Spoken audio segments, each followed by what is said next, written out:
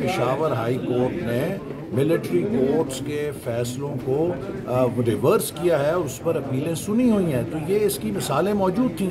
तो इसके बाद एक नया कानून पास करवाने की क्या ज़रूरत थी? सिर्फ हुकूमत अब इलेक्शन के अंदर हार देखते हुए अपने धांधली के मंसूबों को बरूए कार ला रही है और यकतरफ़ा तौर पे पाकिस्तान के इंतखाबी निज़ाम को अपने लिए एडवांटेज में बदलना चाहती है, जिसकी हम इजाज़त नहीं देंगे और हम इसका मुकाबला करेंगे इंशाअल्लाह ताला। स्कैंडल्स हैं, उनसे ये अब अपने लोगों को बचाने के लिए कानून साजी कर रहे हैं। स्टेट बैंक को भी NRO दे दिया है, अपने वुज़रा को भी NRO दे दिया है, हत्ता ये कि अब तो ये NRO दुश्मन जासूसों को भी मिल गया। पेशावर हाई कोर्ट ने मिलिट्री कोर्ट्स के फैसलों को रिवर्स किया है और उस पर अपीलें सुनी हुई हैं, तो ये इसकी मिसालें मौजूद थीं।